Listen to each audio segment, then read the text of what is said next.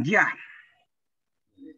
partimos, le damos la más cordial bienvenida a cada uno, ¿cierto? De los que están acá presentes, ya, en nuestro primer conversatorio del año. Este es el primer conversatorio del año 2022 de la Escuelita de Teología IN, con el apoyo, ¿cierto? Y vamos a decir auspicio, pero, pero el apoyo, ¿cierto? De otras organizaciones, ¿cierto?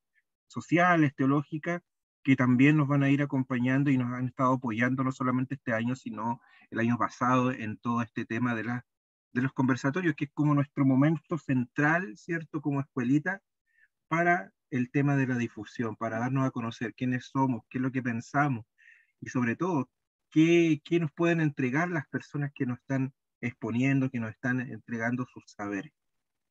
Eh, Antes de partir presentando a la ponente del día de hoy, no sé si Cristian tendrás alguna sorpresa o algo que nos pueda, el momento espiritual, ¿cierto? Para el día de hoy.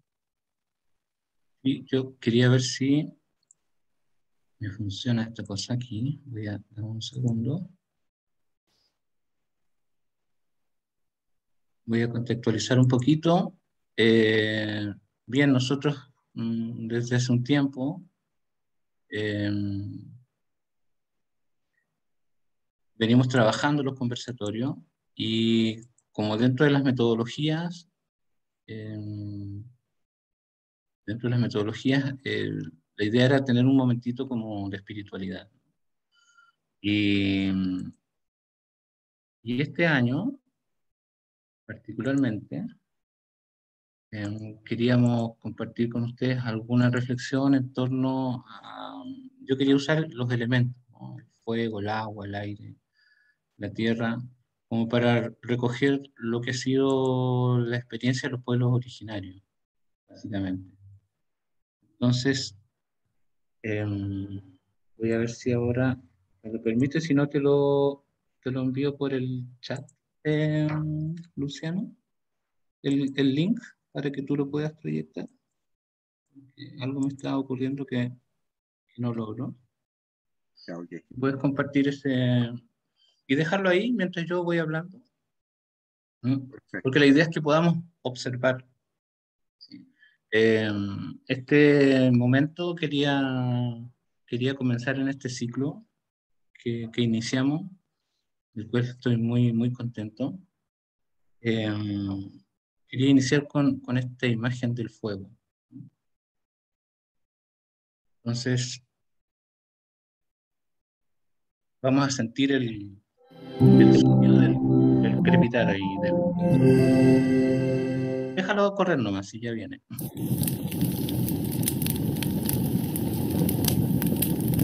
Y con esta invitación de ir observando este elemento que ha sido tan presente en nuestro pueblo originario,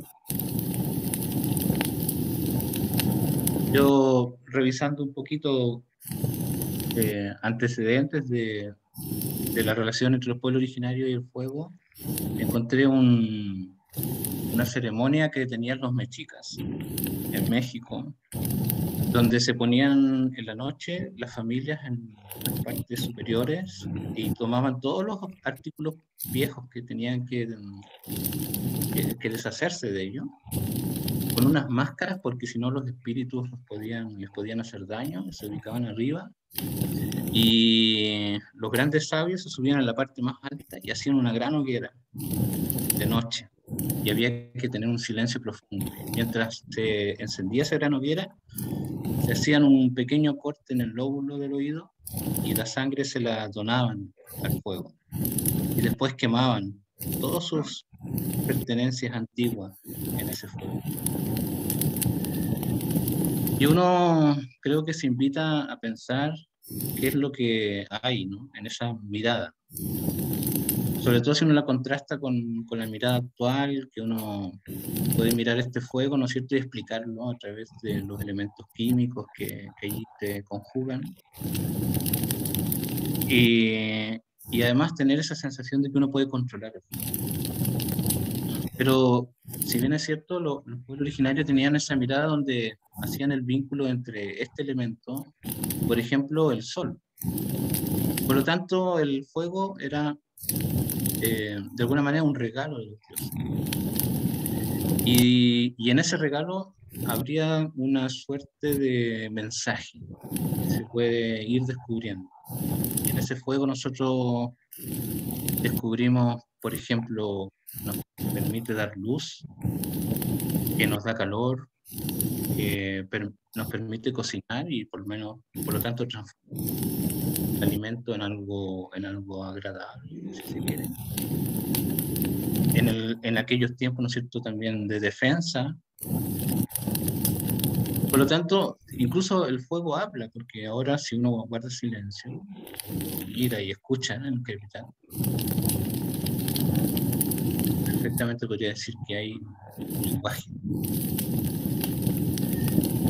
Yo creo que esa manera de contemplar, de mirar los elementos, hoy día nos llaman detrás de ese simbolismo, que es un mentor, un educador, un formador, a que también nosotros aprendamos, ¿no?, de estos o de esta mirada que han tenido nuestro pueblo originario a establecer una relación distinta con nuestro entorno. Y con este momento yo agradecer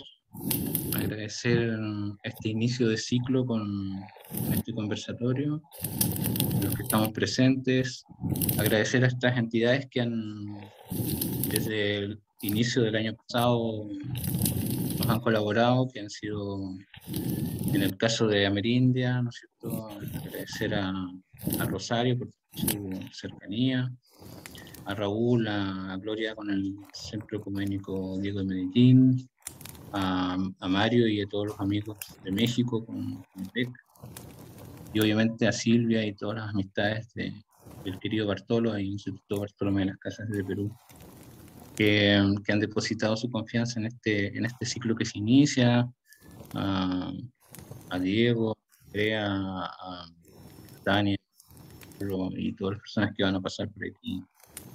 Estoy hablando en nombre de la ETI, o sea, de Luciano, de Alexis y mío, agradecerle a Shaunashen o las formas que todos nombramos a Dios, agradecerle este inicio de un nuevo ciclo que tenemos con la ETI para aprender más de nuestro pueblo, que tienen tanto. Con esto, te doy el pase, Luciano, para presentar a nuestra querida amiga, la mía, Andrea, y iniciar el conversatorio. Muchísimas gracias, Cristian. En este momento son igual súper enriquecedores, súper significativos para mí, imagino que para ustedes también. Pero ya sin más preámbulos, vamos a presentar acá, para darle el pase a nuestra querida Andrea. Y claro, la vamos a presentar, ¿cierto? Para que quienes no sepan quién es Andrea, ¿cierto? Le vamos a decir, ¿cierto? ¿Quién es Andrea, ¿cierto? Bueno, Andrea, bueno, el nombre completo es Andrea de Lourdes Castillo Muñoz. Ella es chilena, ¿ya?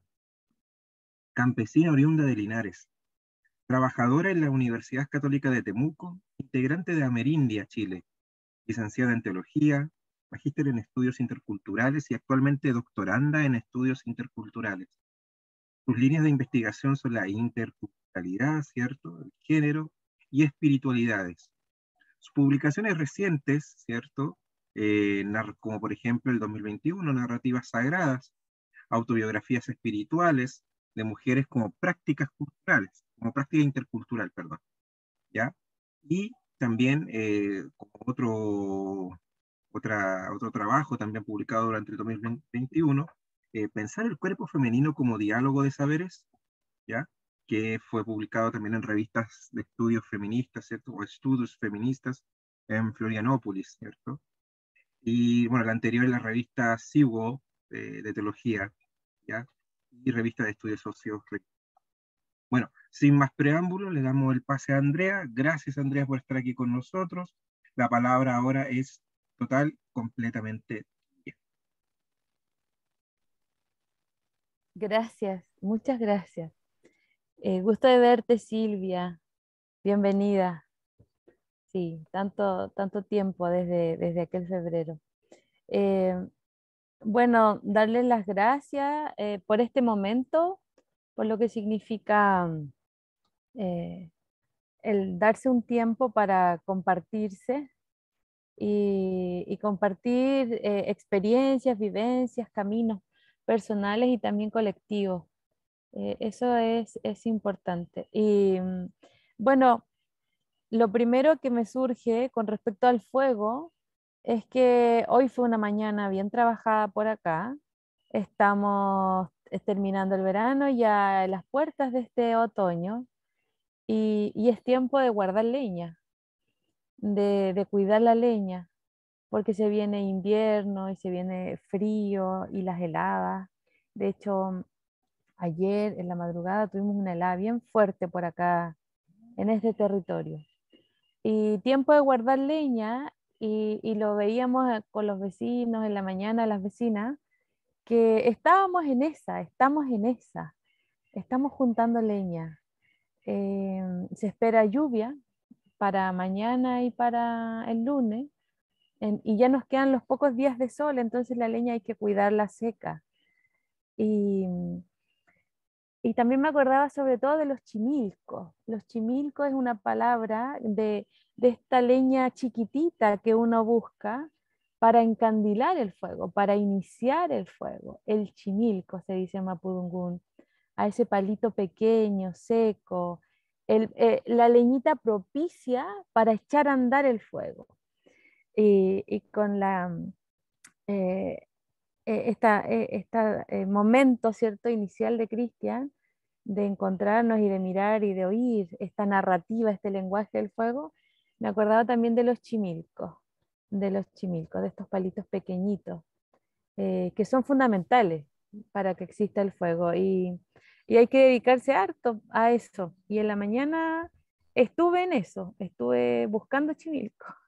Esa fue mi tarea de la mañana. Mi papá buscaba palitos más gruesos con mi mamá, y mi tarea era buscar chimilco.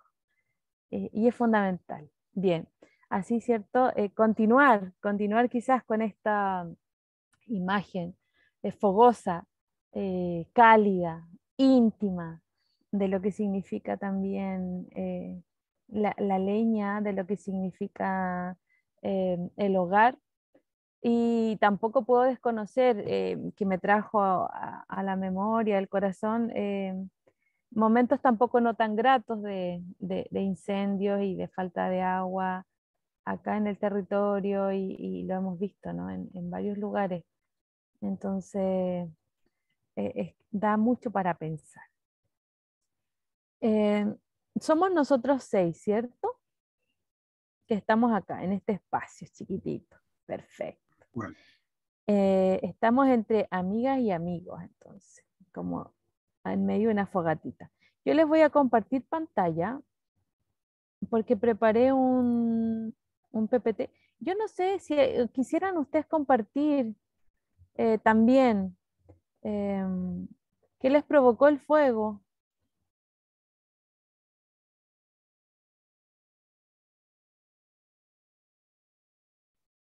Para no, como Cristian me dio la palabra y yo no quiero dejármela.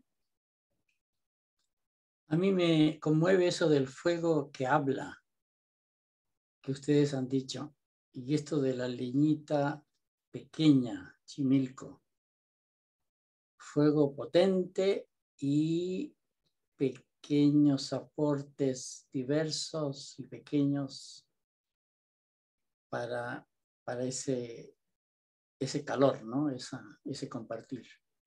Y eso es lo que deseo en esta conversa.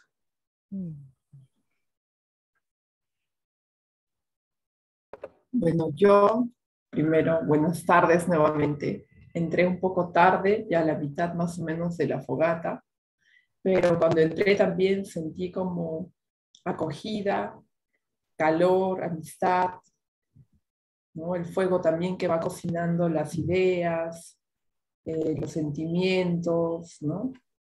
Y de manera lenta también, ¿no? Entonces, bueno, es lo que, digamos, la impresión que me da, ¿no? Eso. Gracias. Entonces, en esta tarde yo voy a hacer, quizás yo soy un poco eso también. Voy siendo. Un poco chimilca, un poco chimilco. Sí, creo que por eso resuena tanto esa palabra en mí siempre, cada otoño, ser un poco chimilco. Y hemos titulado a esta conversación Narrativas corporales y territorios. Bien. Y claro, ¿quién voy siendo? Voy siendo eso, un poco de Chimilco, un poco lo que decía Luciano al inicio, trabajadora, un poco hija, un poco estudiante, y ahora transitando de una tierra a otra tierra, estamos en cambio de casa, entonces eso significa también, sobre todo en este tiempo, que voy siendo, no estoy para nada hecha ni determinada, y voy siendo con otras, con otros, con alegrías, con cansancios, con sufrimientos también. Eh, por ahí, por ahí puedo iniciar este momento de narrarme, de contarme. ¿Por dónde iremos en esta conversa? Iremos por algunos latidos, pero latidos eso donde late más fuerte, eh, que tienen un sentido especial, ¿no? Que van a marcar la conversa. Em, el título, ¿no? O sea, narrativas corporales y territorio. ¿Qué de aquello? ¿Desde dónde? ¿No? Desde estas experiencias, como yo le decía, personales y colectivas, sí, y desde algunos enfoques, desde algunos lentes, desde algunas miradas, desde algunas corazonadas, desde el género, lo intercultural y también lo interdisciplinar. Y lo fundamental quizá, ¿qué dicen? ¿No? ¿Qué dicen ellas? ¿No? ¿Qué dicen ellas? No ellos, los gallos que se escuchan en este momento aquí en el campo, sino un grupo de mujeres de un colectivo que hicimos una conversación, hicimos un trabajo para hablar de narrativas locales, de acá del territorio. ¿Y cómo seguimos? Em, con esas provocaciones personales y también colectivas. El título, ¿no? Lo primero es que, esta es una definición así muy autorreferente, es un trabajo que también yo le he ido haciendo, buscando, más allá de lo que dicen las autoras y los autores. Yo digo, no, la narrativa es como una forma de encontrarse consigo misma, consigo mismo, con lo abismalmente humano y divino, y con todo lo viviente. Eh, la narrativa como este contar una historia que tiene que ver con una, que tiene que ver también con la tierra, con la creación, con los otros. Y es una narrativa y es una historia que uno la cuenta porque tiene sentido y porque tiene significado, porque vale la pena contarse. Y porque considero, ¿cierto? Que consideramos en la narrativa, sea oral o sea escrita, que es importante que otros y otras la conozcan. Entonces, este narrar, ¿no? Como yo les decía, sean historias pequeñas o sean historias grandes, yo creo que todos quienes narramos y todas las narrativas se auto definen como una gran historia, y también como retazos, porque son parte también de otras historias, de mega narrativas, ¿cierto? De historias mucho más grandes. Y son una experiencia así, tal cual se vive, que también se interpreta, que se intenta comprender, como yo les decía, desde lo oral o desde lo escrito o desde ambas, ¿no? Y estas narrativas, como tienen que ver con la vida, como tienen que ver con una experiencia así humana, personal, tiene que ver con lo que sentimos, con lo que pensamos, con lo que imaginamos, con lo que disueñamos, tiene este carácter también sagrado y también profano. ¿Mm? Eh, por ahí el concepto que está detrás de estas narrativas, y son corporales, porque son narrativas, son historias, son sentidos y significados que están relacionados con nuestros cuerpos, con cuerpos que también hablan, ¿no? Que sienten, por eso sentiparlantes, y cuerpos de mujeres, ¿no? Cuerpos de mujeres que han tenido también distintas valoraciones, significados, algunas y muchas veces invisibilizadas, narrativas invisibilizadas, condenadas por un sistema y por cuerpos donde está firmemente anclado, ¿sí?, lo androcéntrico y un sistema patriarcal que domina, que controla, que utiliza, que objetiviza. Entonces son cuerpos que han sido vistos, han sido narrados también por otros, generalmente por otros, a lo largo de la historia, eh, como inferiores, socialmente condenables o manipulables, ¿sí? Entonces son merecedores de castigos, ¿no? De castigos físicos, entonces pueden ser violentados, de castigos psicológicos, también de castigos simbólicos, que son también castigos muy sutiles y al mismo tiempo muy lacerantes, ¿no? Porque se ha hecho y se ha contado una historia, ¿sí?, de cuerpos de mujeres inferiores, como yo les decía, limitados, porque les ha comparado siempre con el cuerpo de los varones. O sea, somos en cuanto la medida son los hombres. De ese tipo de narrativas queremos, ¿no? Queremos conversar, queremos también sensibilizarnos, ¿no? ¿Qué narrativas corporales eh, eh, tenemos a la mano, si nos hemos hecho consciente o no de estas narrativas? O sea, de que nuestros cuerpos, primero, ¿cierto? De que nuestros cuerpos son un lenguaje, de que sienten y de que hablan, y quiénes nos han narrado, quiénes han narrado nuestra corporalidad, qué han dicho de nuestros cuerpos, cómo tienen que comportarse, lo que tienen que sentir, lo que tienen que imaginar, lo que tienen que callar, lo que tienen que desear, lo indeseable también de esos cuerpos, ¿no? Cómo han sido castigadas también nuestras corporalidades, nuestros cuerpos, cómo han sido sanados, cómo han sido liberados, cómo se han emancipado. Y el último eje del gran título tiene que ver con los territorios, y territorios en cuanto a cómo lo dicen tan bellamente Lorena Cabnal, ¿sí? Sofía Chipana, territorios como cuerpos, territorio tierra.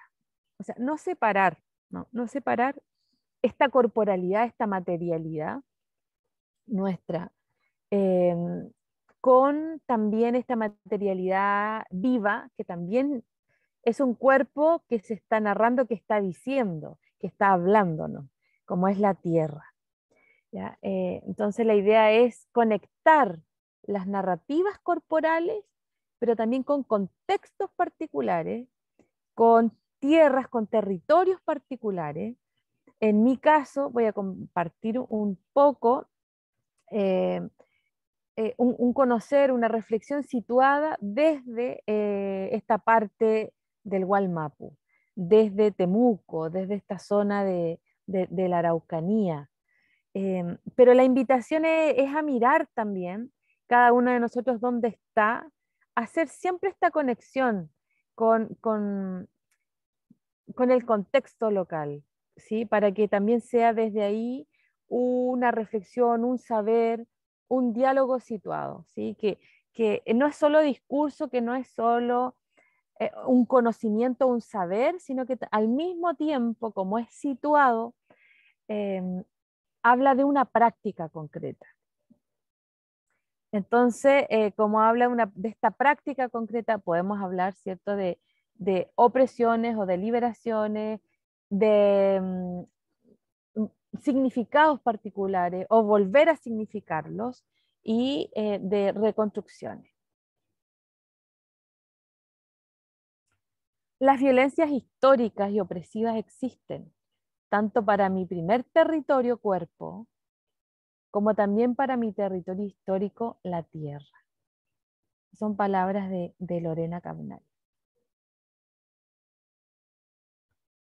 Entonces, ¿cuál es la invitación? Algo ya he ido diciendo, ¿cierto? Con estas narrativas corporales y territorios, buscar resignificar nuestros cuerpos, o sea, tomar conciencia, ¿cierto?, sobre las narrativas, pero no solo quedarnos ahí, sino volver a decirnos, volver a narrarnos de acuerdo a lo que encontremos y cómo no volver a nuevas prácticas, a nuevas relaciones con nuestras corporalidades, a volver a relacionarnos con nuestros cuerpos y con los cuerpos también de otros y de otras, ¿no? Con todos los cuerpos vivientes, sobre todo aquí, desde aquí, con otras mujeres. ¿Desde dónde? Yo les decía que aquí hay como varios hilvanes y varias intenciones. Hay hebras, ¿no? Hay hebras y hay nudos que una intenta mover, tejer. Por ahí algunos son más transitables, otros cuesta un poco, ¿no? Pero son hilvanes, son sentipensares, reflexiones desde el género, como yo les decía, mujeres, cuerpos y cuerpos menstruantes, porque la bajada va a ser a una práctica, a prácticas narrativas menstruantes. Entonces, ese es el camino, ese es un hilván, ¿no? Desde un enfoque intercultural, o sea, comprendernos como sociedades, como culturas, ¿no?, situadas, como yo les decía, pero también comprender este proyecto político, social, cultural, desde una historia, ¿no?, desde una historia colonial y también desde una historia y una búsqueda, un proceso de colonial en nuestros territorios. Y la bajada más local, ¿cierto? Esta relación encuentro y desencuentro entre el pueblo, los pueblos, como diría nuestro presidente, ¿no? El pueblo chileno y uno de estos otros pueblos, el pueblo mapuche, habiendo otros pueblos más en este territorio. Y también interdisciplinarmente hay un deseo interdisciplinar desde este compartir, ¿no? Una mirada antropológica, ¿sí?, filosófica y también desde el diálogo de saberes. Esas son como las grandes disciplinas que están a la base de esta reflexión. También pudiéramos decir algo de teología, pero no es, no es el fuerte, no es el fuerte en este momento. Será en otro, hay atisbos de aquello, sí, pero no es lo fundamental. Entonces, ¿para qué? Para movilizar, para remecer, para quebrar, ¿no? Para quebrar este sistema, este paradigma, esta epistemología patriarcal, monocultural y también monodisciplinar. Entonces, ¿cómo avanzar desde estos y con estas miradas, con estos enfoques, con estas corazonadas hacia, ¿cierto? Este camino que sea mucho más humano, que en el fondo lo que buscamos es humanización, es reconocimiento, es convivencia y es diálogo, diálogo entre los distintos y distintas que somos. Vamos con las narrativas corporales. Bueno, las narrativas corporales tienen una data bien larga de estudio desde los distintos feminismos que existen, que han intentado reivindicar el cuerpo de las mujeres, ¿no? Los cuerpos de las mujeres. Es así como, aquí yo desde una manera quizás muy burda y sin duda muy breve, hacer como estos 4 pasos, hacer detenernos en estos 4 momentos. Por una parte, cierto, todo el camino, todas las reivindicaciones desde los feminismos occidentales, pero también desde los feminismos latinoamericanos y caribeños, por eso el LA y SAC, ¿no? Entonces, desde esta reivindicación y este posicionamiento del cuerpo desde Occidente, lo que se ha hecho, bueno, tanto desde los feminismos como también desde distintas filosofías, y aquí también aportes tanto de mujeres como de varones, ¿no? Y aquí traigo a la memoria a Merleau-Ponty, este filósofo francés que hace toda este acercarnos y ayudarnos a comprender que los cuerpos son sexuados, tanto de hombres como de mujeres. Desde ahí, después, otras filósofas, ¿no? Judith Butler, por ejemplo, Amorós y otras, vienen y miran el camino también que han hecho algunos filósofos, ¿no? Y filósofas, por supuesto. Reposicionar o darle esta posición al cuerpo de las mujeres, porque ha sido visto, sobre todo desde una matriz judeo-cristiana, ¿no?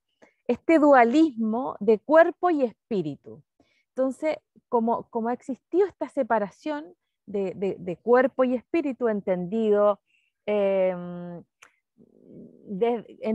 este cuerpo desde la concepción griega, ¿no? Este soma griego como objeto, como material, como objetivable, como que yo lo puedo utilizar y controlar y dominar, malamente entendido, digo yo, y no solamente lo digo yo, sino otras hermeneutas feministas y teólogas feministas, en comparación a lo que está detrás de esta comprensión hebrea, ¿no? De el cuerpo como carne, como basar, ¿no? En hebreo, que quiere dar cuenta de un rostro, de una persona, de un otro, de una otra.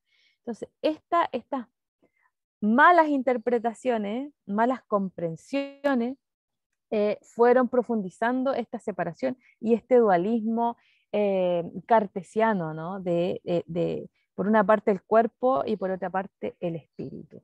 Y este cuerpo de las mujeres, visto, ¿no? Visto como indecente, como, ¿cierto? Como yo les decía, como dominable, como controlable, capaz de ser violentado y violado muchas veces, porque no goza, ¿cierto? No goza de esta sacralidad, no goza de espíritu, es un cuerpo desalmado, como se dice, desalmado, no tiene alma. Como dice, el cuerpo de las mujeres en un tiempo histórico no tenía alma, ¿no? Entonces se podía hacer y deshacer con esta corporalidad. Han habido, como les decía, distintos tipos de reivindicaciones desde los distintos feminismos, y hay uno bien importante que luego también viene desde Occidente, desde el feminismo occidental, lo que se ha llamado el feminismo de la diferencia y el feminismo de la igualdad. Entonces, estas reivindicaciones de estos feminismos el gran aporte que realizado es que no solamente, ¿cierto?, son cuerpos sexuados, como primero se pudo constatar, sino que hay una diferencia entre los cuerpos de las mujeres y entre los cuerpos de los varones. O sea, ese es todo también un camino y narrativas corporales que se fueron levantando a través de los distintos, como yo les decía, feminismos. Pero lo que pasa con estas miradas, ¿no?, occidentales, anglosajonas, eurocéntricas, se quedaban un poco cortas, ¿sí?, con lo que estaba pasando en territorios particularmente oprimidos como América Latina y el Caribe. Entonces de aquí surgen lo que son los feminismos decoloniales, ¿no? Y comienzan a realizarse estas reflexiones de unir por una parte o mirar el cuerpo de las mujeres, pero un cuerpo también racializado, ¿no?, y sexualizado. O sea, las mujeres indígenas, ¿sí?, lo indígena eh, se hace presente, ¿no? Y cómo los castigos de estos cuerpos y también los indígenas y también mestizos tenían, ¿sí?, y tienen otra manera de significar y han sido también golpeadas socialmente de otra manera. Entonces aquí entra lo que es lo étnico, ¿sí?, y también la clase, o sea, mujeres indígenas, mestizas y al mismo tiempo pobres, empobrecidas. Esta mirada desde los feminismos occidentales no, no, no se lograba ver, ¿no? Entonces estos feminismos decoloniales, feminismos indígenas, feminismos comunitarios y la variedad de feminismos de América Latina y el Caribe, por eso también están acá los feminismos negros, han intentado mostrar, ¿no?, otras narrativas también, otros feminismos y otras narrativas corporales de cómo ser visto estos cuerpos, ¿no? Estos cuerpos. Les digo, esto es como muy breve, pero es para un poco tener a la vista lo que han significado estas reivindicaciones de las narrativas y de los cuerpos de las mujeres. Julieta Paredes, una gran también, ¿cierto?, feminista mexicana, dice: nuestros cuerpos son el lugar donde las relaciones de poder van a marcarnos de por vida, pero también nuestros cuerpos son el lugar de la libertad y no de la represión. Vamos aquí a experiencias locales, ¿ya? Hemos un poco, ¿cierto?, o yo más bien, he conversado, he contextualizado lo que queremos conversar con respecto a las narrativas corporales o a qué hacen mención las narrativas corporales, pero ahora vamos a ir a ejemplos concretos, ¿ya? ¿Cuánto tiempo me va quedando? ¿Vamos bien? ¿Qué dice el Cronos? Unos 15 minutos más, yo creo que estaríamos ahí como para empezar a Perfecto, conversar. vale, ya. Gracias, Luciano. Lo que haces de Cronos esta vez. Esto, yo les decía, bueno, esto arranca de un camino personal. Yo formé parte de un círculo de mujeres acá en la Araucanía, acá en esta parte del Gualmapu, y, y surge una investigación, ¿no? Y esta investigación busca acercarse y comprender lo que es el feminismo menstrual en este territorio y en este círculo de mujeres. Un círculo con más de 20 mujeres muy variadas, de edades también heterogéneas, eh, pero todas activistas, feministas y activistas menstruales, ¿ya? Mujeres mapuches, no mapuches, presentes en este espacio. Entonces lo que busqué y buscamos, porque fue una investigación, una reflexión, un estudio bien colectivo, tratamos de describir de acercarnos a los significados que habían en torno a la menstruación en este espacio, producido por las feministas de este colectivo, y la relación que había entre estos significados corporales, menstruales, y la cultura del pueblo mapuche. Esa era como la gran intención. Por eso yo les decía que al hablar de narrativas corporales y territorio, lo que busca es hacer una bajada, bueno, primero personal, ¿cierto? Social, pero también en territorios muy particulares, muy situados, porque son distintos. Y eso es lo que también los embellece. Entonces, aquí yo voy a hablar de los resultados más bien, ¿ya? De los resultados para que podamos darnos cuenta por dónde pasaban las narrativas aquí corporales y las narrativas menstruales. Fíjense que aquí surgieron de 3 experiencias corporales surgían, ¿no? Para que vean ustedes que dentro de este mismo círculo había una pluralidad, ¿no? de experiencias y de narrativas y de vivencias.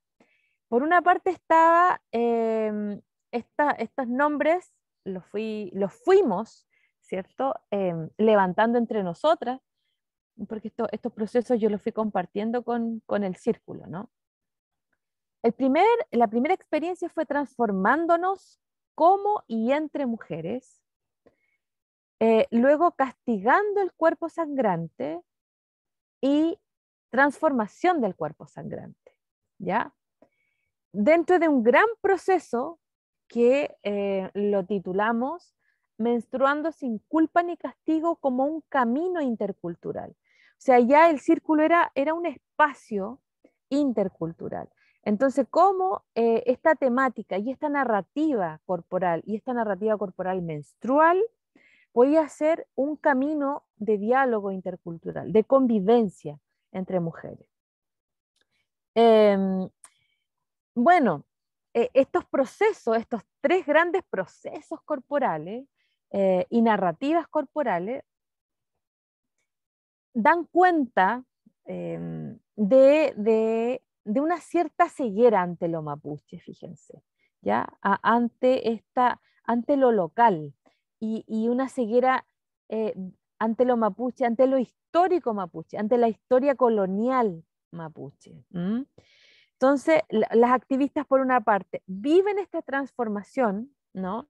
De este cuerpo, ¿no? De tener esta mirada, de decir, oh, mi cuerpo ha sido castigado por ser mujer, castigado además, mi cuerpo es de mujer y además menstruante, o sea, además, ¿cierto?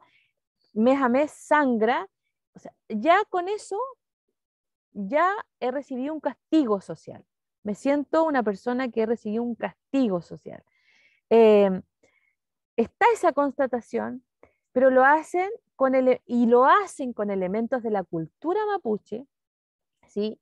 Elementos, digo, con hierbas medicinales, con cinturones que llevan también, con vestimentas mapuche, ciertos elementos de la cultura, pero desconociendo, como yo les compartía un poco, ¿cierto? Brevemente este camino de lo que cómo ha sido valorado el cuerpo, desconociendo los cuerpos racializados. O sea, que los cuerpos de las feministas y las activistas mapuches de este círculo, de este espacio, tenían una vivencia diferente. Y era por una historia también, como pueblo, ¿no? Hay una cierta ceguera a esta historia de castigo colonial, ¿no?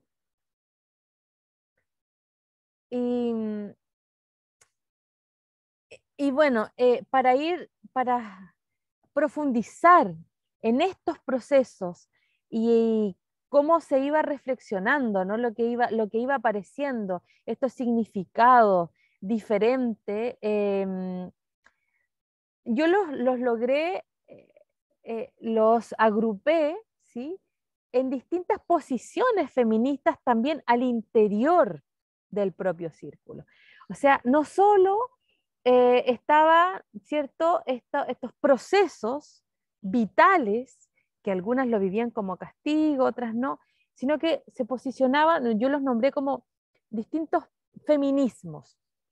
Y yo hablo de un feminismo chileno al interior de este espacio, que son mujeres más bien, bueno, mujeres chilenas, no adscritas como mapuches, no se dicen mapuche, conocen la cultura mapuche a través de libros y de discursos, ¿cierto? Lo que se dice, eh, viven en ciudad y ahí hay un fuerte liderazgo desde este feminismo chileno presente ahí, ¿no? Son las mujeres que llevan más bien el liderazgo. Luego hay un feminismo mapuche chileno, que son mujeres adscritas como mapuches, se dicen ser mapuches, viven en la ciudad, de vez en cuando van a sus territorios, a sus lofts, viven ciertas prácticas también de su pueblo, ¿ya? Y un feminismo que yo lo he nombrado apegado a lo mapuche, y son mujeres mapuche, adscritas como mapuche, que viven ciertas prácticas en sus lofts, viven en sus comunidades, viven en los lofts, viven en los territorios, pero también participan de estos espacios y tienen una clara conciencia de lo que significa el pueblo, ¿no? El pueblo, pertenecer a un pueblo mapuche, y como tal, ser parte también de un proceso histórico donde que ha sido maltratado y que están también en procesos de reivindicación. Esos son como los tres posicionamientos feministas al interior. Y estos procesos que viven, ¿no? Lo viven, que viven las mujeres, ya sea feminismo chileno o estos que les acabo de nombrar, los viven a través de distintos significados corporales, ¿no? Por una parte, sobre todo el feminismo chileno, las feministas chilenas al interior, hablan de un despertar, ¿no? De un despertar a un castigo, el despertar a una herida, a una herida corporal, ¿no? Despertar a esta conciencia de soy castigada por ser mujer y por ser menstruante, ¿no? Hay un despertar. Desde un feminismo mapuche chileno hay un enfrentar este castigo o esta herida, ¿no? Decir, bueno, es cierto, yo soy mujer, ¿no? Y soy mujer mapuche, pero no está presente este castigo, por así decirlo, ¿no? Se aleja más. Se aleja más de un grupo de mujeres que dicen, yo solo por ser mujer y solo por ser menstruante, siento que es un castigo, ¿no? Sino que aquí se mira, ¿no? Se mira por qué no está esta idea y este sentimiento de castigo, porque al interior del pueblo no está presente ese castigo en su totalidad, ¿no? Al contrario, y como lo vemos en otros pueblos indígenas, hay ritos de iniciación que hasta ahora, bueno, se han olvidado algunos, pero se han retomado en estos momentos también otros. Entonces, por eso hay un enfrentar. Y en la tercera posición de esta feminista está un reconocer, ¿no? Un reconocer este castigo y decir, ¿y qué hacemos con él? ¿No? ¿Qué hacemos con él? No es solo quedarse en yo fui o soy castigada, ¿no? Entonces hay un despertar desde sí misma, hay un despertar también desde lo social para el feminismo chileno y el feminismo mapuche chileno. Sin embargo, aquí hay algunas diferencias porque desde dónde lo hacen, no solo lo hacen desde el ser mujer o desde el ser mapuche, sino que fíjense que el feminismo apegado a la mapuche tiene una fuerte conexión y una fuerte conciencia de hacerlo desde las ancestras también, desde las otras mujeres violentadas, pero también desde las otras mujeres que les fueron enseñando, ¿no? Que les fueron transmitiendo cómo vivir su corporalidad y cómo vivir esta experiencia menstrual. ¿Mm? Y por último, ¿sí? Igual he sido como muy breve, pero esto ustedes después lo pueden leer porque está muy detalladamente dicho en un escrito que hay por ahí, en un artículo. El feminismo chileno habla de que esto se realiza, ¿no? en las prácticas con otras. O sea, que el círculo y que las otras son súper importantes, son muy relevantes en realizar este proceso de transformación, de castigo y de ir sanando y de ir transformando. Para el feminismo mapuche chileno es también con otras, ¿sí? Con otras mujeres, ya sea mapuches o no mapuches, pero aquí suman lo que significa también la espiritualidad. O sea, dicen, para nosotras también hay ciertas prácticas espirituales que son importantes en el proceso de sanar y de resignificar. Y en el feminismo apegado a los mapuches, ahí dan otro salto, según yo, ¿no? Son como procesos muy diferentes, y ellas hablan de que este camino, ¿no? de resignificar y de los significados corporales pasa por una concepción de decir, no es solo una relación entre mujeres o con otras mujeres y con otros varones, y con otros, y con el pueblo, ¿no? Porque hablan de pueblo, aquí está muy presente lo colectivo, como pueblo mapuche, sino que también ahí incorporan la tierra, ¿no? Entonces hay una concepción, hay diferente y un significado distinto donde la espiritualidad se conecta, ¿no? Entre el cuerpo, las prácticas espirituales y la relación con la tierra, ¿no? Ahí están como los tres posicionamientos y significados corporales. Y en el cómo seguimos, algunas consideraciones muy pequeñas. Bueno, el activismo de mujeres, históricamente, ha luchado por superar la generalización corporal occidental, ¿no? Eso por una parte.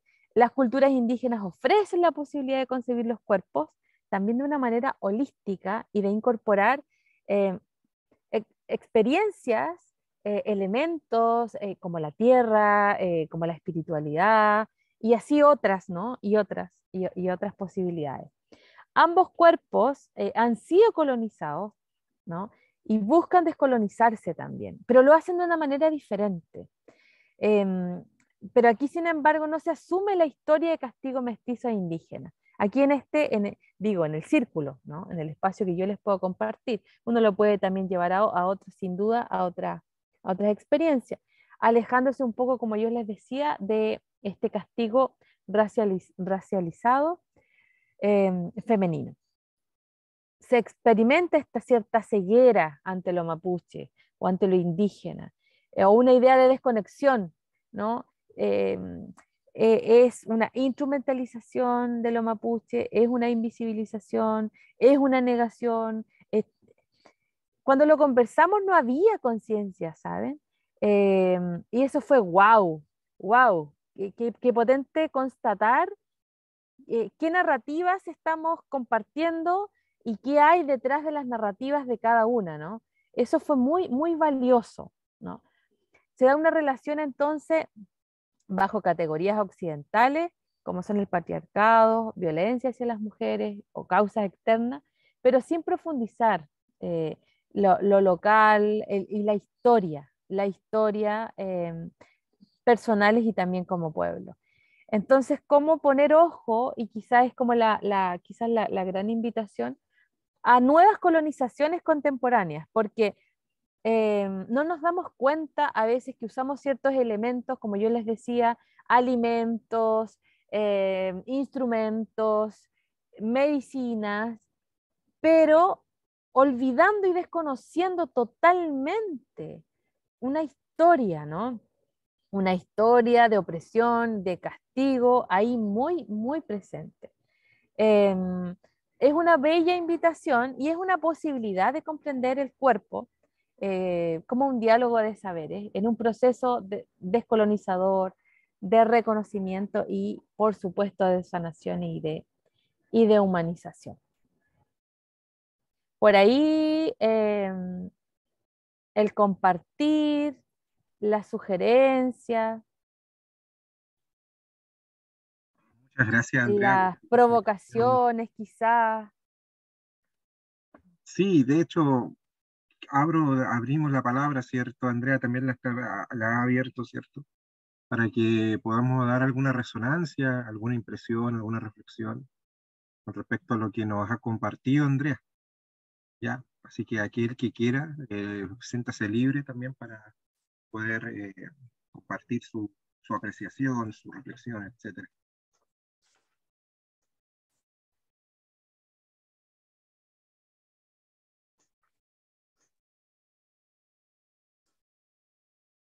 Cristian.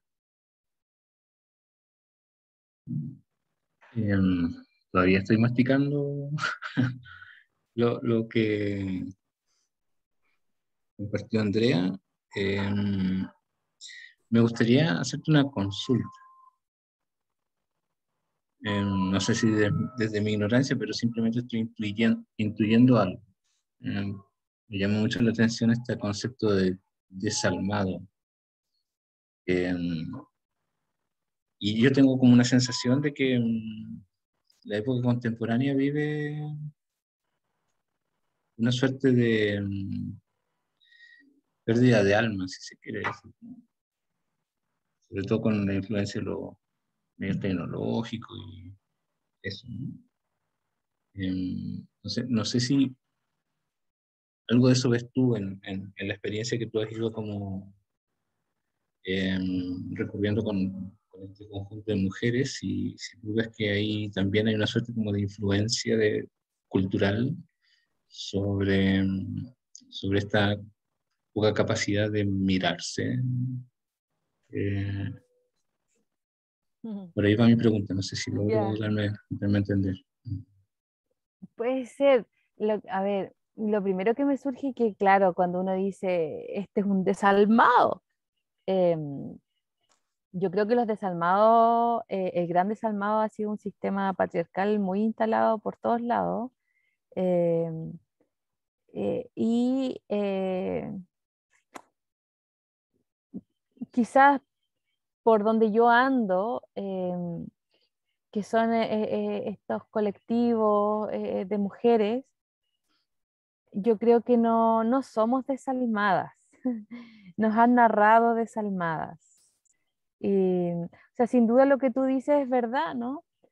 Hoy día, en este tiempo en el que estamos, el contexto de pandemia quizás, no sé hasta qué punto la pandemia, yo creo que nos ha reconectado, eh, o quizá es mi deseo, eh, pero el trabajo con los estudiantes, por ejemplo, en la universidad, estos 2 años de pandemia que lo vivimos, eh, fue un tiempo de encontrarse con su alma, por así decirlo, ¿no? Y hacer esta articulación, esta conexión, un poco más de armonía entre, entre su materialidad, ¿cierto? Entre sus cuerpos y lo que sienten, entre sus deseos, entre el sentido profundo, y para algunos también la fe, lo que creen.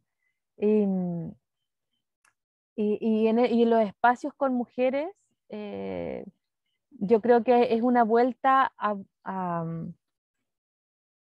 sí, a constatar que nos han, que hay varios sistemas, ¿no? Y sobre todo quizás porque el feminismo menstrual, una de las cuestiones que busca es contestar o ser contestatario a un sistema capitalista que se ha metido, ¿cierto?, mes a mes en lo que significa el ciclo menstrual, en usar los tampones, las toallas higiénicas. Está una apuesta también de volver a relacionarte con tu cuerpo y de volver a relacionarte con la tierra. O sea, de cuidado, de una economía también sustentable hecha entre mujeres. Entonces, yo creo que hay muchas experiencias y hay muchas prácticas que hoy día dan cuenta de que es posible esta articulación entre lo que somos, esto holístico que somos como personas, pero también hay muchas otras elementos que no ayudan, ¿no? Que no ayudan a a estar conectada o conectado eh, con lo que vas sintiendo por ahí. No sé si... Y disculpa, Andrea, y en ese sentido, ¿tú sientes que desde tu experiencia las personas que tenían un acervo originario tenían una ventaja sobre las que no? En ese sentido, en el de resignificarse, en el sentido de lo que estamos conversando ahora. Mira, no sé si ventaja sea la palabra, pero porque es tan hermoso, bueno, constatar que era un espacio, es un espacio plural, que somos todas tan distintas, que tenemos historias y que nos han narrado nuestras mamás, nuestras abuelas, de una manera tan única. Pero claro, las mujeres, las compañeras que yo las nombro, ¿no?, como feminismo apegado a los mapuche, eh, una ventaja quizás por estar más conectadas, sí, sin duda, a una concepción de lo que significa el cuerpo, conectada a todo, a todo, a todo. No, no hay, es que claro, es otra cosmovisión, es otra manera, y eso está muy presente todavía, ¿no? No digo del todo, pero está mucho más presente. Ahí puede ser que sí, pero también viven fuertemente una experiencia de dolor y de castigo colonial, duro, durísimo, de invisibilización. Entonces, claro, por un lado está esto otro, pero por otro lado viven otras experiencias que las otras mujeres llamadas feministas chilenas o no tan apegadas a los mapuches no lo logran, no lo viven.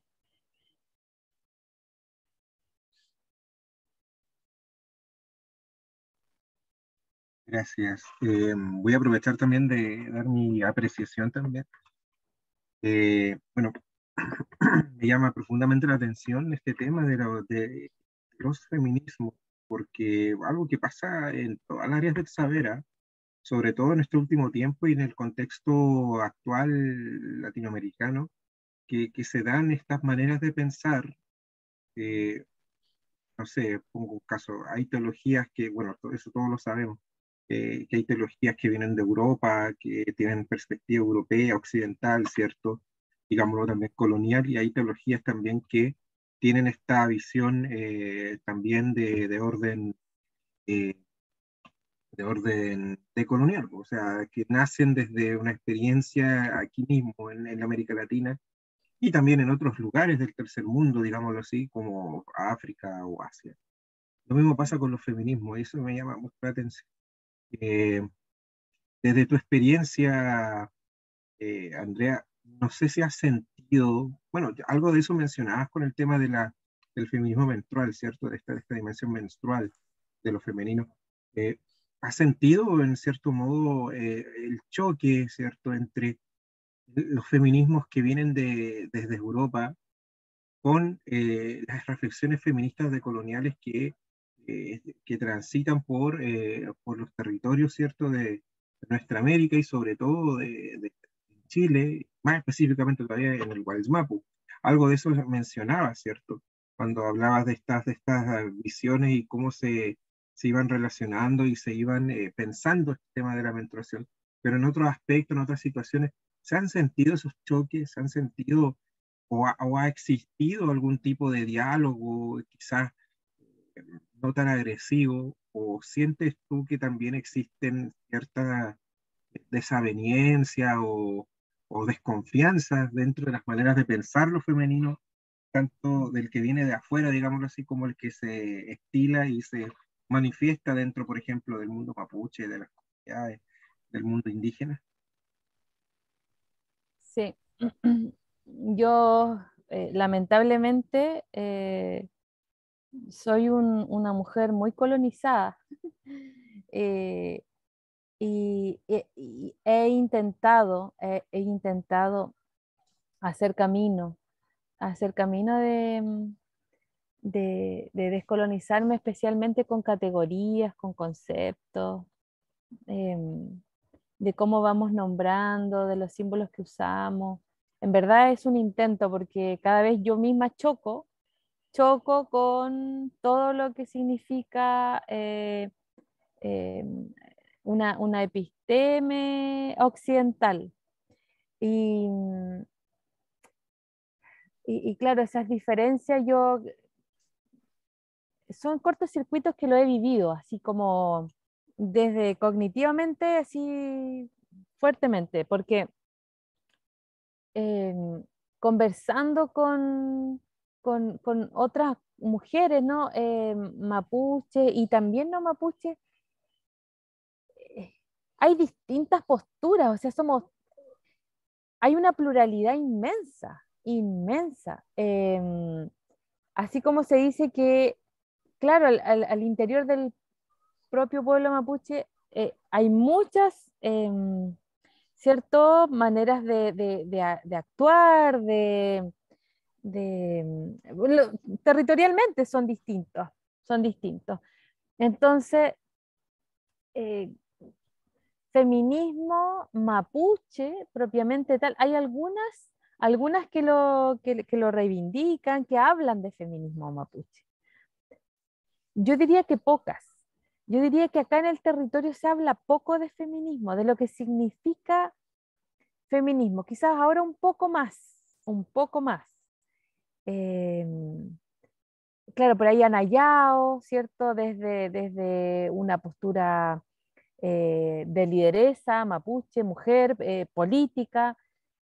Algo hablaba, ¿no? Desde las prácticas de esto de hacer sopaipillas siempre, y por ahí algunas otras mujeres, bueno, también mapuches, le contestaron, pero yo diría que quizás no se habla con las categorías occidentales, por eso te digo que yo creo que soy yo la ciega y que no alcanzo a ver ni a oír. Em, Hasta a veces, no sé, sospecho no es tema o es tema o no. Em, no es una pregunta fácil de responder, Luciano. Yo siento que es muy complejo porque ya sabemos que hay feminismos. Es en plural, sí o sí es en plural. Y aquí en el territorio, mucho más. Yo lo he constatado que se ha- es una gama gigante y hasta diría que no, que hay algunos que ni siquiera se dicen feminismos, o sea, no es palabra, no es concepto, no cuenta, no cuenta para hablar ciertas cosas, ni dice mucho de lo que estamos viviendo. Eh, sí, eso. Disculpa si hablo también con muchos vacíos porque eso también lo constato, porque no me queda más que hablar así como entre vacíos. Puede ser por eso, porque no sé, no encuentro y soy más abismo que eso. Gracias. Pero no importa ahí. Creo que también es como desafiante también empezar a profundizar en eso. Quizá a lo mejor es una motivación. No, no sé, me da la sensación en ese sentido. Mm. Alexis y después viene Diego. Alexis, hace rato que tiene la mano levantada. Ya. Eh, tengo un poco inestable la señal, por eso estaba sin cámara. Quiero primero agradecerte por tus palabras, por entregarnos tus reflexiones y también tu testimonio. A mí me gustaría hacerte una consulta. Nosotros como Escuelita India comenzamos este caminar preguntándonos siempre, está ahí en el centro, así como el fuego que nos mostró el Cristian al comienzo de este conversatorio, ese fuego que convoca a la comunidad, cuando al menos nosotros que somos como bien urbanos en realidad, el fuego es para cuando estamos de vacaciones, nos vamos a un lugar y prendemos una fogata y ahí como que uno empieza a sentir ese llamado que tiene todo ser humano al mirar el fuego, al escucharlo. Entonces, es más, yo voy caminando por la calle y de repente la salamandra sale el olor a madera. Entonces uno se recuerda del fuego, de las fogatas, de los lugares donde estuvo. Ante eso y ante el tema del desalmado, que también me llamó la atención, creo que somos, al menos yo me siento así como náufrago eh, en cuanto a nuestros orígenes. Hay un caminar profundo en nosotros, mestizo, entonces cuesta encontrarnos con nuestros orígenes, con nuestro inicio, cuesta buscar sobre todo nuestro territorio, como nosotros, por eso es interesante tu reflexión, cómo une el territorio con el cuerpo. Yo creo que es un caminar que se está dando y que muy pocas personas se preocupan sobre ese tema y creo que es interesante tu postura y por eso para mí sería importante que tú te pudieras proyectar un poquito de cómo ves la sociedad chilena en un futuro. Nosotros en general, y nosotras también, tenemos mucha esperanza en que podamos construir una nueva ciudadanía, una nueva sociedad. ¿Qué crees tú de eso? ¿Crees que vamos a lograr tener las herramientas para poder encontrarnos en nuestro país para que todos puedan participar y poder hacer un país más pleno en ciudadanía? Eso es mi pregunta, Andrea. Sí, gracias, Alexis, y te animo a hacer ese camino. No es fácil.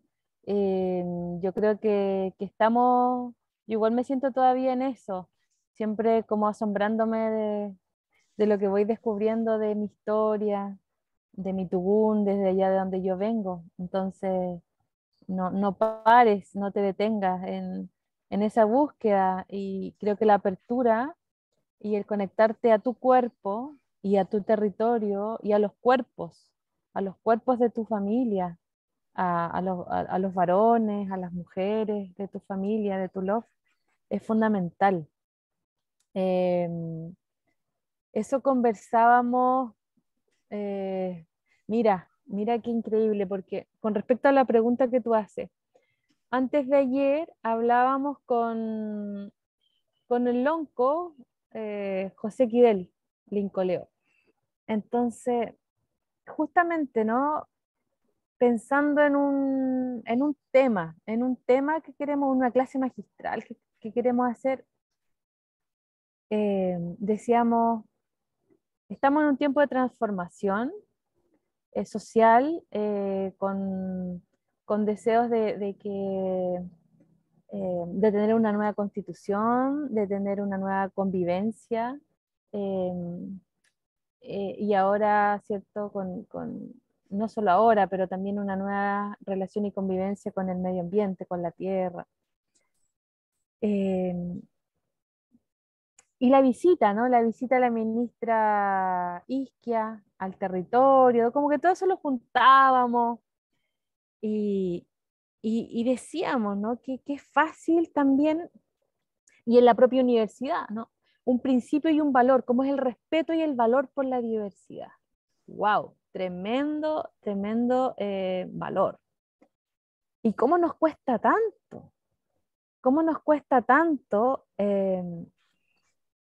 Y lo vivimos y lo presentamos y lo imaginamos de una manera muy romántica. ¿no? Y viva lo diverso y wow, que estemos todos juntos y seamos todos distintos y sí se puede. Es muy jodido, es terriblemente jodido y difícil y lento. Y decíamos, bueno, y detrás de eso el racismo, ¿no?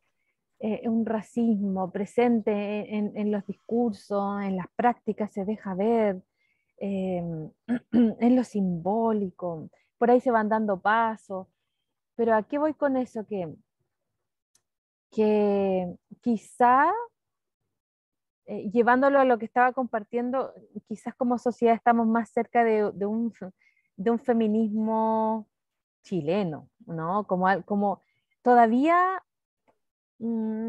porque ¿qué decía yo? Las características de este feminismo chileno eh, son mujeres que, bueno, o puede ser una y segunda posición, un feminismo apegado, un feminismo también chileno mapuche, ¿no?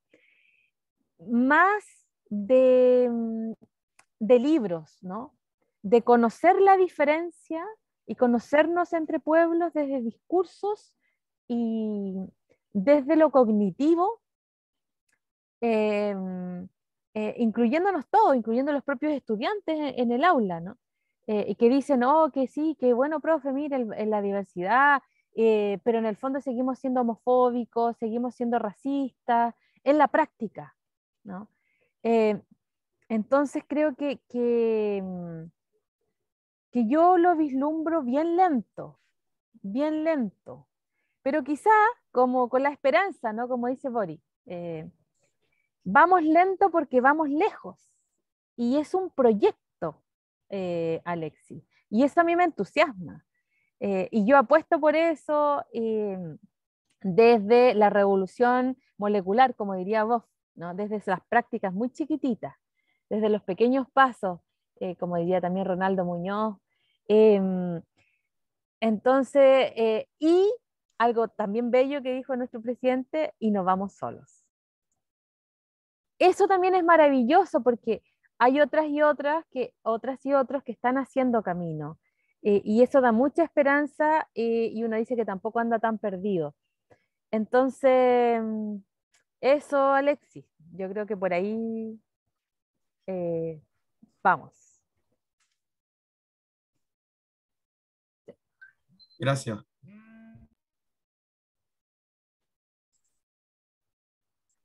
Ahí sí, ya.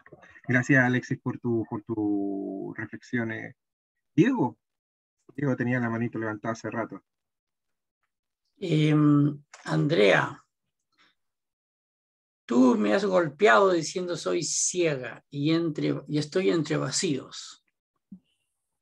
No sé si es bueno decir que me has golpeado, o sea, me ha impactado mucho porque la ceguera, al menos en mi caso, la he constatado desde que anduve en Puno y desde que estoy acá en Santiago también, ¿no? Pero tu honestidad, que no es la primera vez que te la digo, te la reconozco, pero también eso de estar entre vacíos.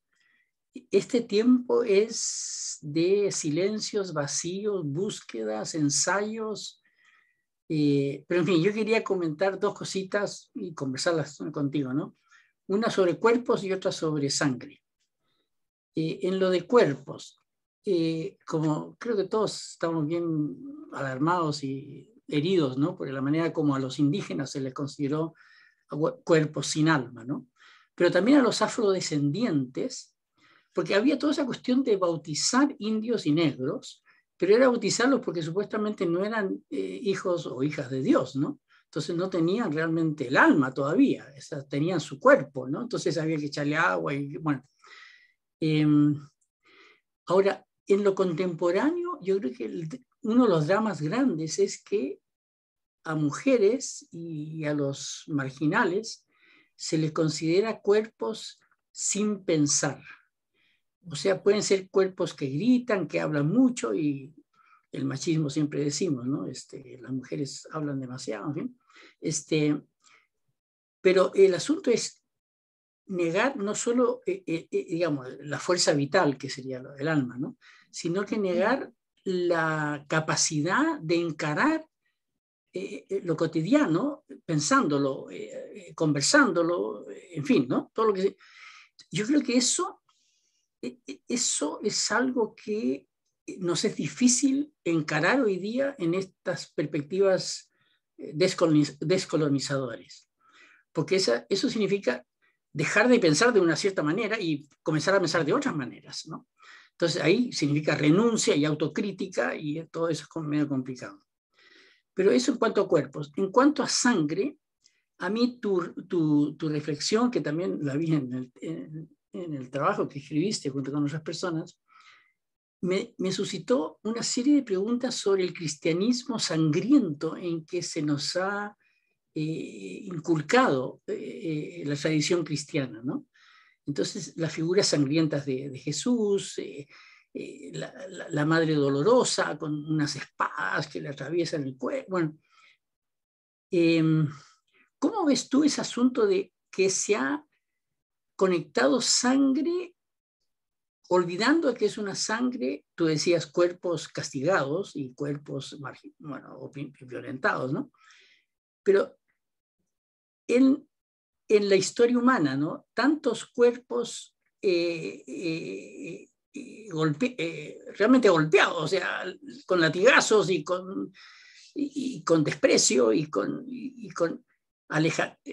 distanciamiento de esos cuerpos, ¿no? Y refugiarse en ciertos islotes, ¿no? De los que serían los salvados o los que beneficiados por el cristianismo, digamos, a diferencia de los otros que serían medio paganos o cuerpos pecadores, ¿no? Porque son no solo cuerpos que no piensan, son cuerpos que no tienen, supuestamente, horrible decirlo, ¿no? Que no tendrían un sentipensar. Serían cuerpos sin sentipensar. Eso es una barbaridad, ¿no? De nuestra llamada civilización ilustrada, ¿no?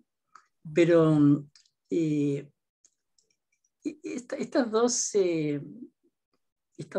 estos dos asuntos, ¿no? Tanto la corporeidad como la sangre, era algo que te quería conversar, ¿no? Sí, gracias, Diego. Interesante las conexiones que realizas, porque, bueno, para eso también son estos espacios de conversar, porque una a veces tampoco conecta, ¿no? con lo que otro va conectando. O tal vez por ahí se le pasó en algún momento, pero no siguió como la hebra de su propio sentir pensar. Y claro, justamente yo creo que en este tiempo hay una lucha por reivindicar maneras nuevas de pensar y que pensamos de manera diferente, o sea, no solo que pensamos de que tenemos ideas distintas, sino que lo hacemos corporalmente diferente, pensamos corporalmente. Entonces ahí, como tú dices, y es una lucha porque el referente de pensamiento y desde dónde se piensa y cómo se piensa y para qué se piensa es el varón, ¿no? Históricamente. Entonces, me parece, o sea, es bello, no es fácil el decir y qué voy a pensar. O sea, esto mismo de cuando yo presenté mi tema de investigación ante la comisión y que yo iba a hablar de género y que iba a hablar de cuerpo y que iba a hablar de sangre menstrual, o sea, ¿cómo se te ocurre que vas a pensar y vas a ocupar tu tiempo en pensar eso? Eso no es tema. O sea, además hay temas que son, que tienen un canon, tienen un estatus de ser pensados, y hay otros que no. Y creo que es una tremenda oportunidad, o sea, va a ser, y es muy jodido, y nos encontramos con no solo varones, también mujeres, cuerpos femeninos que que piensan, ¿cierto? De una sola forma, ¿no? Muy también monoculturalmente, muy racionalmente, muy desde la cabeza nomás, y no incorporan ni el sentir, ni el que podamos repetir las cosas e ir adelante y hacia atrás, y todo tiene que ser lineal, y tiene que ser un esquema. No, porque eso no es orden, eso no es un pensamiento lógico, o sea, no cuentan esas otras formas, no cuentan temas, y ahí lo conecto con lo que tú decías de sangre, es que tampoco cuentan ciertas partes del cuerpo, pues, Diego.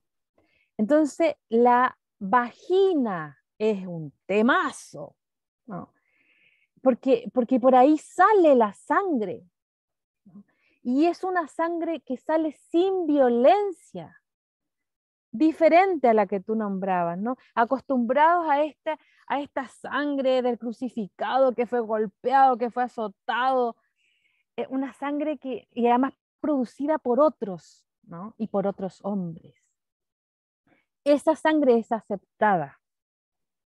Una sangre que es producida desde afuera y desde algunas partes del cuerpo, ¿no?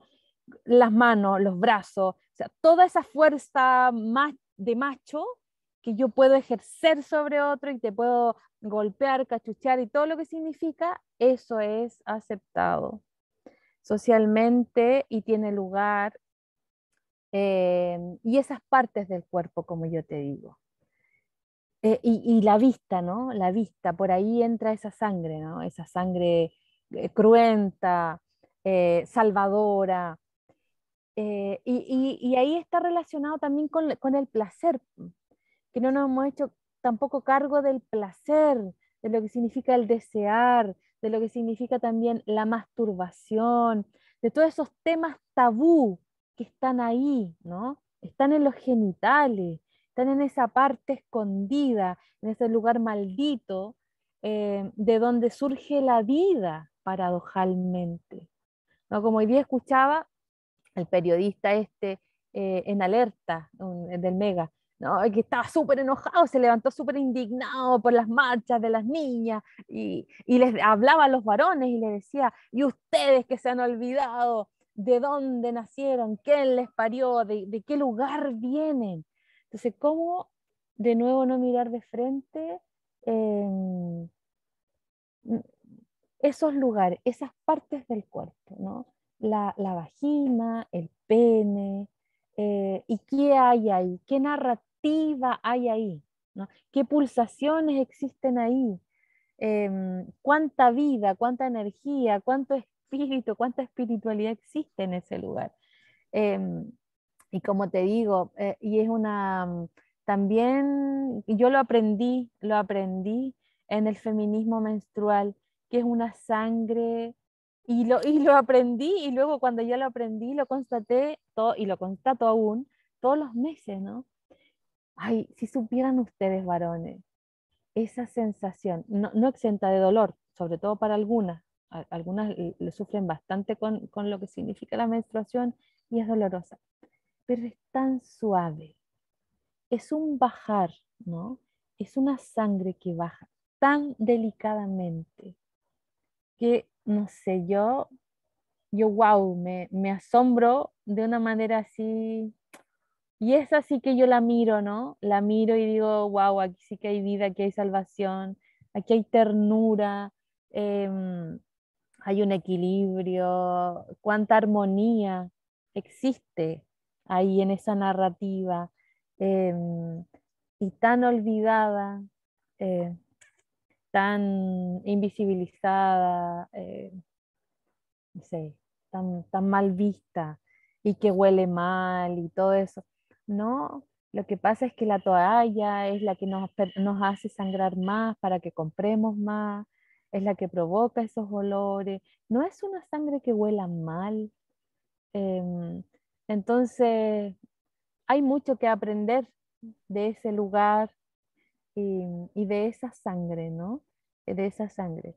Y cómo permitirnos también por ahí las feministas menstruales, bueno, han habido muchas manifestaciones, ¿cierto? Con calzones con sangre y así, porque creo que, que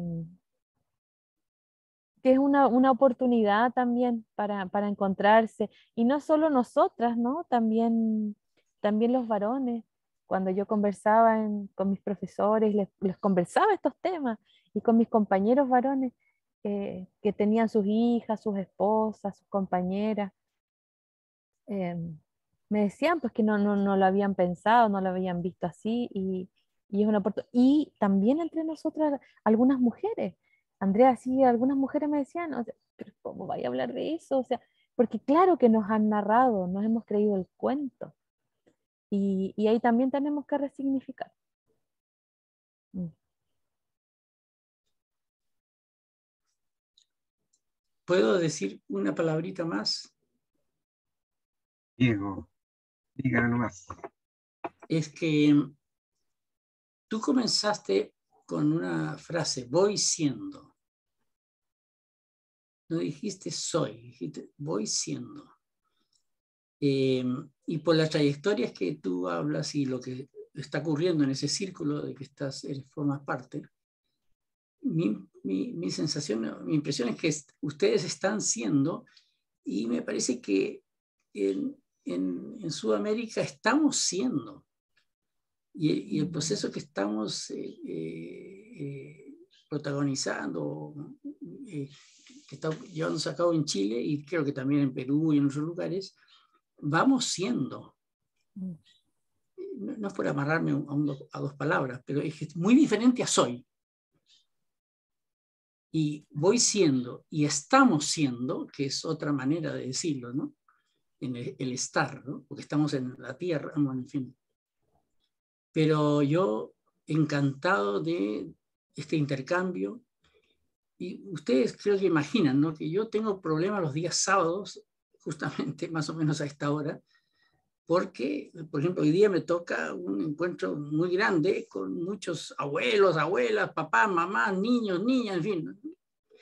Y yo ya le decía a Cristian y a Luciano, no me resulta fácil el comienzo sí, pero a esta hora me parece. Entonces me da muchísima rabia y pena que tengo que ausentarme, ¿no? Y me da un gusto inmenso de estar una vez más, Andrea y Silvia, con ustedes, y Alexis, y Cristian, y Luciano, y Ana María. Pero sigamos siendo, sigamos estando, y sigamos Súper. siendo asombrados por lo que viene. Eso. Chao, chao. Chao, linda Chao, tarde, Diego. Diego. El gusto es nuestro que esté ahí acompañándonos. Oh, que estés Gracias. bien. Gracias. Creo que Silvia había levantado la manito, y después de Silvia vamos a Sí. pasar ya al último momento de nuestro encuentro. Silvia, la palabra es tuya. Bien, gracias, Luciano. Bueno, yo quería agradecer a Andrea por su presentación, que la verdad ha sido muy provocadora, me parece, ¿no? Ojalá más gente pudiera escuchar, digamos, este trabajo de investigación que ha hecho Andrea. Y bueno, algunas cosas me resuenan, ¿no? Cuando le escuchaba, justamente veía o sentía que era el trabajo que ella había hecho y la experiencia con estas mujeres, una reivindicación a lo personal, de lo local y también de lo intercultural, ¿no? Es decir, cómo es necesario realmente en un mundo en el que muchas veces se habla de masas, ¿no? Ya no hay rostros, ¿no? Cómo este tipo de experiencias llaman la atención de la persona, del rostro, de la vivencia concreta de la mujer, por ejemplo, ¿no? Al hablar de la menstruación, como dice Andrea. Y, y lo intercultural y la pluralidad, ¿no? Esto cuando habla de feminismos, ¿no? Un feminismo pegado a lo mapuche, me llamaba muchísimo la atención, ¿no? Es decir, y ella misma, ¿no? Preguntarse si se puede hablar de un feminismo apegado a la mapuche, cómo es la organización ahí, cuáles son las figuras de mujeres que resaltan, ¿no? En lo mapuche. Entonces, creo que me parece importante, digamos, visibilizar justamente esas figuras femeninas, ¿no? que hay, y la forma, digamos, de relacionarse, ¿no? en ese mundo, en esa experiencia, ¿no? Y por otro lado, este salto que se da justamente de lo más chico, de lo más particular, ¿no? Desde una experiencia tan personal como puede ser el menstruar, por ejemplo, el salto que se da, bueno, a compartirlo en un círculo de mujeres, ¿no? Pero que no se queda solo en el círculo, sino que sale del círculo para ejercer justamente una crítica, ¿no? a todo el sistema, digamos, pero con propuesta también, ¿no? Con una propuesta de sanación, con una propuesta de repensarnos, ¿no? Empezar a mirarnos de manera más holística, como decía Andrea, ¿no? Entonces, a mí me parecía sumamente importante, digamos, ¿no? Es decir, cómo desde una experiencia muy particular, muy personal, ¿no? Se puede establecer relaciones, ¿no? Bueno, por ponerle un nombre, relaciones de sororidad, si se quiere, ¿no? Pero como después de eso también no se queda solo en eso, sino que da un salto, ¿no? Hacia la sociedad, hacia los otros, ¿no? Entonces, bueno, yo quería compartir un poco lo que me resonaba a partir de lo que Andrea compartía, y luego quería hacerle una pregunta también, ¿no? Digamos, a partir de ese compartir, ¿no? En el círculo, ¿no? ¿Cuáles, digamos, han sido algunas o las principales dificultades que han encontrado ustedes a la hora de narrarse, ¿no? A la hora de narrar sus experiencias, ¿no? Digamos, principales nudos o trabas, ¿no? Andrea ha compartido algunos desde su propia experiencia, pero digamos en el círculo, ¿no? Digamos, ¿cuáles han sido estas principales dificultades y el principal desafío que ustedes ven ahora, digamos? Ujú. Gracias, Silvia, por lo que fuiste anclando en tu cuerpo de lo que oíste. Deseo también para ti eso que anclaste, que tenga vida, que germine en ti y a través de ti en todas las mujeres con las que compartes. Algunas dificultades muy, tal vez, ustedes dirán, pero ¿cómo eso? Fíjense que el cronos, porque son narrativas, son historias, son escucharnos. Entonces el tiempo a veces nos juega malas pasadas, porque somos muchas y a veces no sabemos cuántas somos, porque el círculo es circularidad, ¿no? Entran y salen, entran y salen. Entonces, por una parte el tiempo, por otra parte, no tanto como dificultad, porque al mismo tiempo es una fortaleza de que tú no vas siempre, ¿no? No van, hay algunas que siempre van y otras no. Entonces, está esa apertura de entrar y salir. Pero a veces, no sé, 30 mujeres compartiéndose. Para eso se necesita tiempo. Entonces, es romper también, ¿sí? El cronos, ¿no? Lo lineal, esta hora determinada. Y esperarnos, ¿no? Y esperarnos en ese compartir. Eso no era fácil, no ha sido fácil, pero ha sido posible también a medida que tú vas conociendo la dinámica, eso va siendo posible, ¿no? El tiempo. Y lo otro tiene que ver por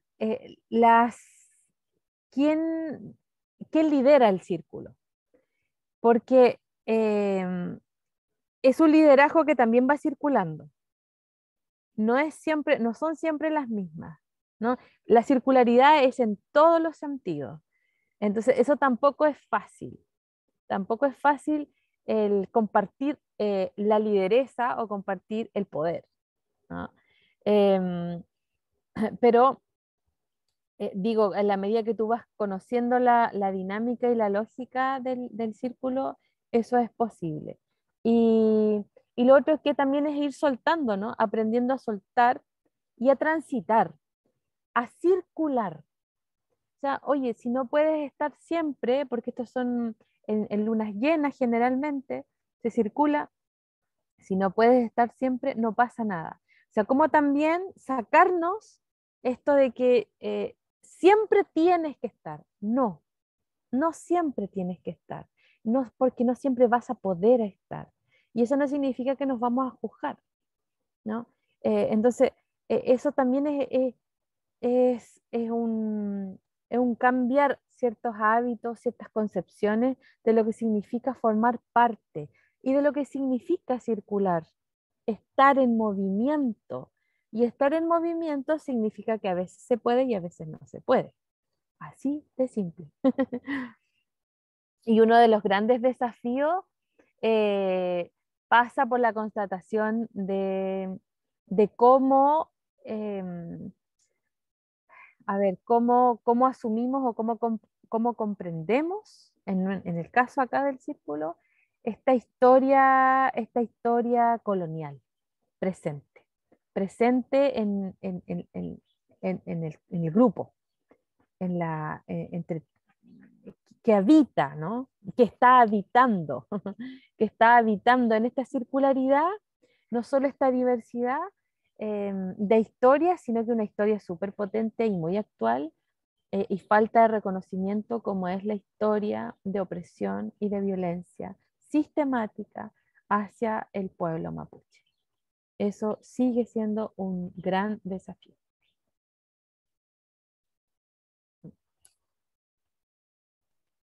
Muchas gracias, Silvia. Muchas gracias, Andrea, desde ya por tus reflexiones, por que igual nos han llegado bastante, con harta fuerza, que llevan también a pensar, ¿ya? A reflexionar, a,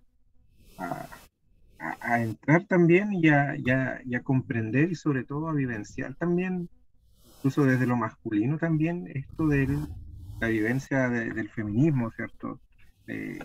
Sobre todo de un feminismo desde la tierra, desde el pueblo originario.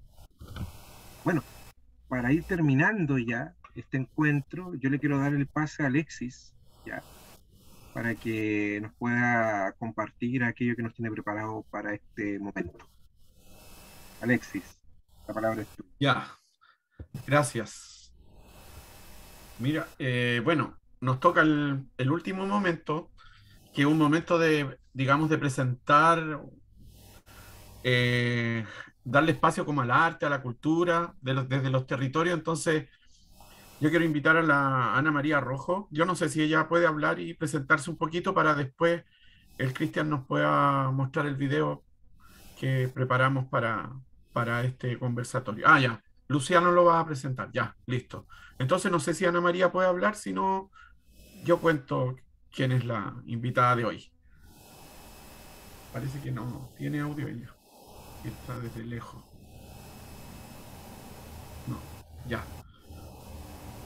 Voy a presentarla yo. Ana María Rojo es de acá, de la zona donde vivo yo, en Puchuncaví. Es de la parte de Orcón, de una caleta. Ella es escritora y también participa en el Centro Cultural Orcón, en el que participo yo también. Y para nosotros es como importante el tema del medio ambiente. Somos una zona en sacrificio. Aquí están la gran, las grandes empresas, digamos, tenemos hartos problemas de contaminación en la semana. En Orcón llegó de nuevo una nube tóxica que intoxica a la gente. Y eso ya no sale porque ya no es tema, hay otros temas importantes, pero la problemática sigue y desde ahí se están construyendo relatos también, ¿no es cierto? Y historias, y nosotros no queremos dejarlas que pasen, sino que queremos visibilizarlas. Queremos que esto se sepa porque es la forma que tenemos nosotros de poder también entrar a conversar con todos los actores que participan desde los territorios. Así que les dejo este video con estas palabras que tienen relación con el mes de marzo también y mucha relación con lo que nos habló Andrea. Eso, Luciano.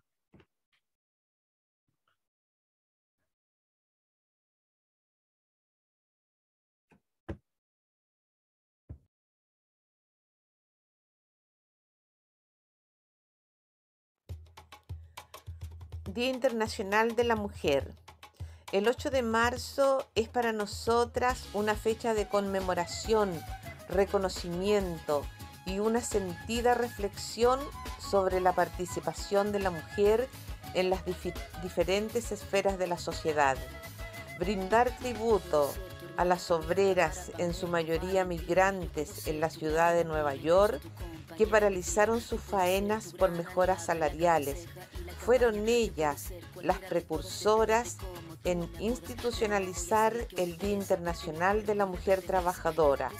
Por esta y muchas otras razones, no me queda más que reconocer en cada una de nosotras y de miles que ya no están, el compromiso consecuente que por años hemos ido ejerciendo cada vez que el poder del dinero y del Estado nos pasa por encima, invisibilizando nuestras demandas, siendo nuestro único propósito garantizar que las mujeres tengan los mismos derechos humanos y sean tratadas con igualdad. Son innumerables las luchas sociales donde la mujer ha jugado un rol fundamental, siendo una de ellas la más significativa, el derecho a voto, lo que llevó a la sociedad y en especial al patriarcado a entender que nuestros pensamientos fraternos y opiniones fundamentadas que siempre estuvieron relegadas a segundo plano comenzaran a escucharse fuerte y claro, agregando a esto que por años hemos sido víctimas de violencia física y psicológica al interior de nuestros hogares, ejercida esta por algunos hombres faltos a la razón que hacían de nosotras parte de su patrimonio, sometiéndonos a su voluntad, sin importarles que estaban quebrantando nuestra libertad. Lo mismo ha pasado en el campo laboral, donde las luchas femeninas se han levantado en la defensa por los derechos de la mujer trabajadora, cada vez que estos han sido vulnerados, siendo estos amparados en la más absoluta impunidad del Estado. Es difícil ser mujer en esta sociedad, años de prohibiciones, sometidas al juicio público por atrevernos a interrumpir un embarazo y abogar por el aborto libre, por querer educarnos desarrollándonos en el campo profesional o técnico y dejar atrás la pobreza cultural y económica, por asumirnos en una condición sexual distinta y amar locamente a otra mujer, por ser negras, gordas, coquetas, peludas, por levantar una pancarta con el rostro de miles de mujeres asesinadas y pedir justicia, o simplemente por haber nacido mujer. Pero tenemos esa fuerza que nos identifica y nos permite salir adelante. Somos integrales, sabias, inteligentes, valientes, desprejuiciadas, sentimentales, seductoras, prestas a levantar una copa de vino y brindar por la vida, por las jefas de hogar, por las estudiantes contestatarias, por las abuelas del mundo y por todas nosotras esperanzadas en lograr la ansiada dignidad. Todas y todos hemos llegado a este mundo desde el útero de una mujer y esto nos demuestra el valor humano y social de todas las mujeres del mundo.